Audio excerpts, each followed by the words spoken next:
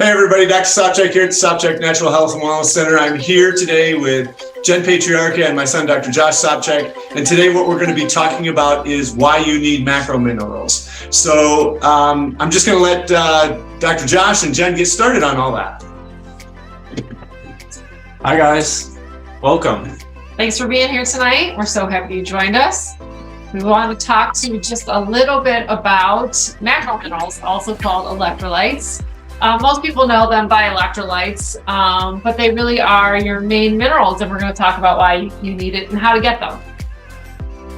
So we'll talk just a little bit about why you need minerals. We'll talk about some of the symptoms of mineral loss, how you lose minerals, so what are some of the ways that you lose minerals, and then we're going to talk to you about the functions of the minerals, because some of those translate into symptoms, and some of you might be familiar with a lot of those symptoms. And then we want to if you're not familiar with Lyte, get you familiar with something called Lyte, which is a great way to supplement your macro minerals. So why do we need minerals? Basically, minerals are the spark plug for every reaction in the body, right?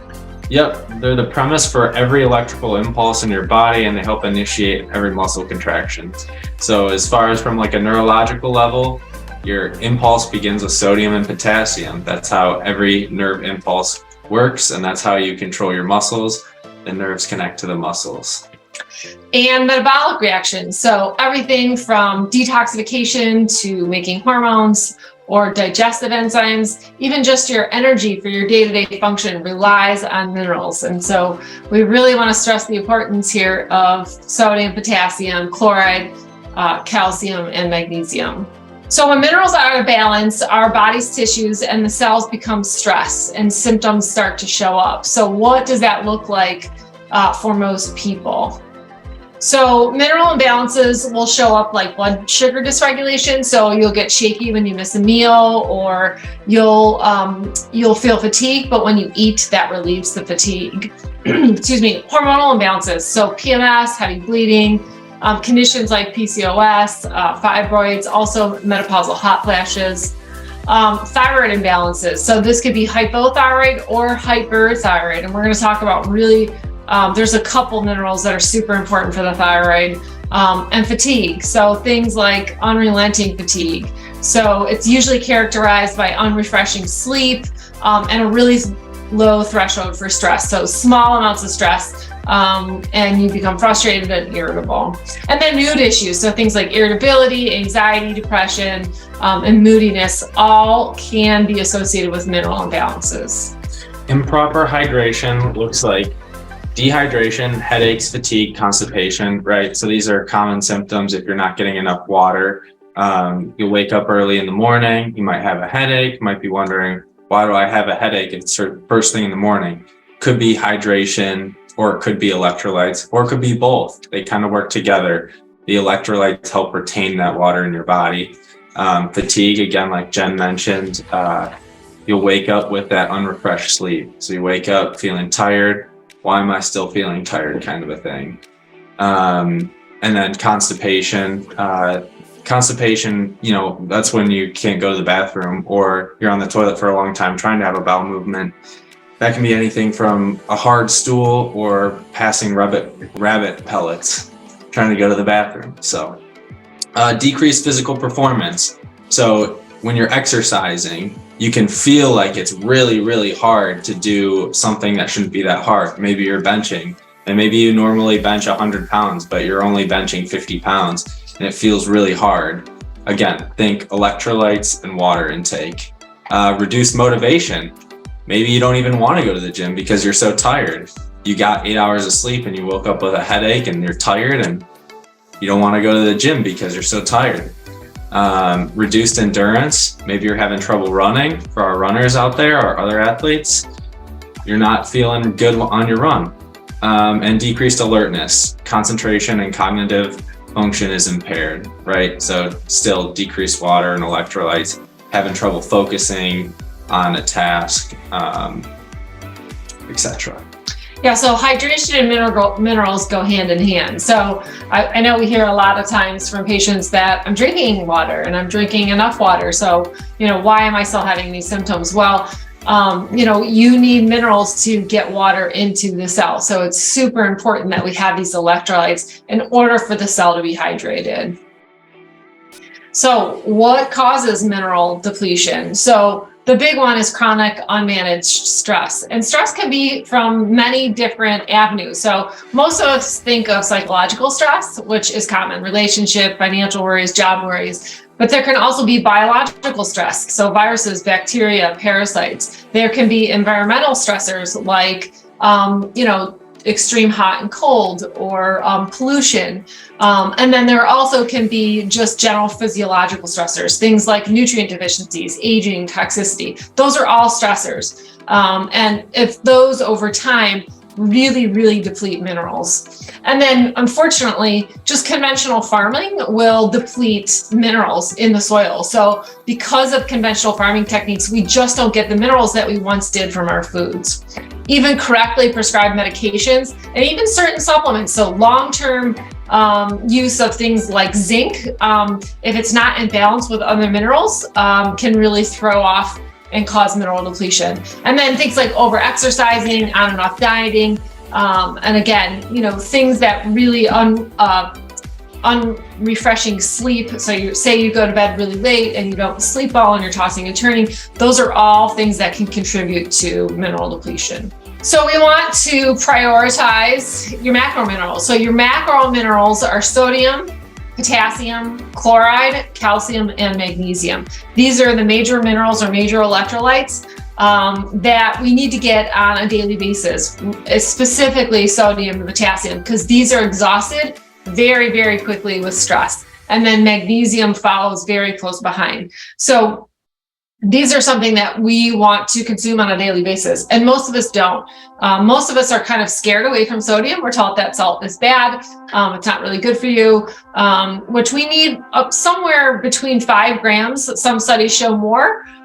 So we really do need sodium. And that's one of the main things that we're going to talk about tonight and in the formula that we recommend here at the office. So sodium is, essential to stomach acid production. This is something that most people don't know, but we cannot break down our food or absorb critical minerals like calcium and iron in the stomach if we don't have sodium activating certain processes that turn on hydrochloric acid.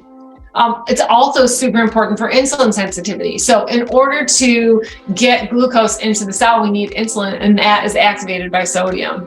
Especially important for conditions like PCOS, because that's very intimately related to insulin resistance, as well as gestational diabetes and of course type 2 diabetes. And then it's critical for adrenal function. Sodium is one of the main nutrients for the adrenals. It's very quickly depleted by the adrenals. And so what we need to do is just look at our sources of stress. Are you constantly in a fight or flight? Are you rushing all the time? Are you over exercising? Are you not prioritizing sleep? Are you overusing caffeine? Those are really critical factors in depleting adrenal function. For all you athletes out there too, sodium is gone when you sweat. So you sweat water and salt. And again, as I mentioned before, you got to think sodium potassium pump. So that's how all our impulses happen in the body. So that's why it's vitally important to make sure you're getting some sodium in your diet. And also as far as potassium goes in regards to that, potassium also helps store concentration of water in our body. So that's why we really need to make sure we're getting those minerals to help with impulses and function and everything. Yeah, so sodium, obviously a good sea salt, pink or gray, is a really good, we should be salting our foods pretty liberally. You can use like fermented veggies like pickles and sauerkraut. Those have higher sodium content, which are great sources of sodium, as well as, of course, the Lyte, which we're going to talk about. But the Lyte is really just an adjunctive. It's a supplement to what we should already be getting in the diet. And make sure when you're doing salt that you're checking to make sure that's a good quality sea salt. A lot of sea salts nowadays are contaminated by microplastics, and microplastics can be viewed in the body as xenoestrogens, which just means that they appear to be like an estrogen and fit into the receptor as an estrogen, so the body interprets them as an estrogen. So again, just making sure that it's a good quality salt, if it's a sea salt, or you can look towards the Himalayan sea salt, Celtic sea salt, Redmond, which is the brand of Lyte. Correct. And Crucial 4 is another great one. So those are some that you can find either online or in your local grocer to help with sodium intake. And then potassium. So potassium is huge for blood sugar balance. Also, because potassium has an insulin-like effect on the cell, so it actually helps the cell utilize glucose. Also for thyroid function, I see this over and over again. Stress, because it quickly depletes sodium, potassium will affect thyroid function, and that could be hyperfunction or hypofunction. So it very much like the insulin-like effect on the cells, potassium, it also helps uptake of the thyroid hormone into the cell. So super important, especially if you have high stress and you have thyroid dysfunction. And then blood pressure. So blood pressure, fluid balance, and heart health. So potassium plays a huge role in keeping your blood pressure normal. It helps to manage fluid balance. So if you feel, say you're salting your foods and you feel like you're holding water in your hands or your feet, you can just up your potassium, which there is some potassium in the Lyte, which we'll talk about. But high potassium foods are things like squashes, collard greens, coconut water, avocados. Those are all great food sources of potassium that can balance some of that sodium. And it's all about the balance. So we'll talk a little bit more about that in a minute. But potassium also plays a role in how the heart beats. Your heart beats every day thousands of times, and potassium is really important for the contraction and ongoing pumping of blood throughout the system. Chloride. So chloride is another macro mineral that is super important for stomach acid production. So it will combine with hydrogen, which is made in the stomach lining, to produce hydrochloric acid. Again, critical for the breakdown of foods and for your minerals. Again, this is part of the Lyte. Also, chloride plays a role in the exchange of oxygen in the lungs. So chloride will help exchange oxygen for carbon dioxide and vice versa, as not only in the lungs, but also throughout the body. And then it also, just like potassium, plays a role in blood pressure and controlling what gets in and out of the cell. So it plays a role in kind of rushing what goes into the cell, or taking things into the cell and taking the garbage out of the cell. Calcium is great for muscles. Anytime anyone has a muscle spasm, first thing that we think of is calcium deficiency. We often give calcium lactate here, and in combination with Cataplex F, because Cataplex F helps shuttle that calcium lactate into the cell, and calcium is a mineral that initiates the muscle contraction. So it won't happen if there's not calcium, and if there's not calcium, that's why it leads to spasm often. Proper for immune cell function, helps with white blood cells, work properly, minimizing the body's need for raising body temperature. So again, another reason why we give Cataplex F, calcium lactate, when someone has a fever, is because it's often a result of decreased calcium in the body. So again, calcium lactate so the body can assimilate that, and then Cataplex F so it can shuttle the calcium lactate into the tissue. And we also give Cataplex C, which is vitamin C, but it's the whole complex of vitamin C. Blood coagulation, calcium plays a role in proper blood clotting through platelets, through platelet activation, and several factors that can help activate coagulation. So just great for blood coagulation. And then lastly, magnesium. So I know we always talk about calcium and everybody thinks about calcium for bones, but actually magnesium is lost much quicker under stress. And so, magnesium is actually one of the ways that we manage stress. So it actually activates receptors in the brain, which have a calming or a relaxation effect on us, and that's the GABA neurotransmitter. So that's our de-stress and relax neurotransmitter, and magnesium does activate those receptor sites. Also with energy production, it is key for us to produce ATP. ATP is the primary unit of energy within the cell that the body uses to make energy, and so it's fundamental that we have enough magnesium. And so, and then lastly, bone health, as I mentioned, it's super important for boron absorption, but also for vitamin D activation. So again, a lot of people, they talk about worrying about getting enough calcium, but magnesium is super important also. So this is Lyte, which we use in the office and recommend. We love Lyte and recommend it. This is actually the label of the Lyte. So it has about 810 milligrams of sodium, 400 milligrams of potassium, almost 1,300 milligrams of chloride, and then about 50 and 60 milligrams each of calcium and magnesium. So not as much calcium and magnesium, but mostly the macro minerals that are quickly depleted with stress. And some of the signs that might show up why you might need something like this. First of all, most everybody needs Lyte. Because we're not getting enough of these in our foods.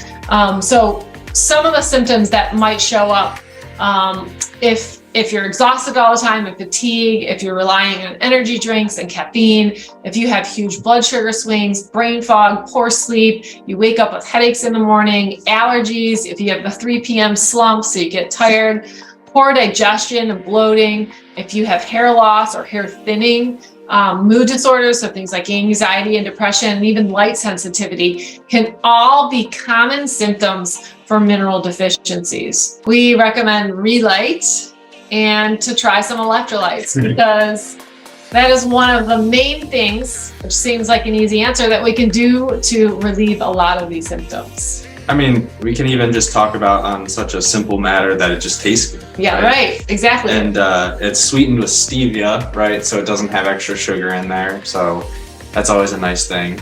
You can start off your morning with that or take it in the afternoon. I personally usually take it in the afternoon, before I work out and stuff like that.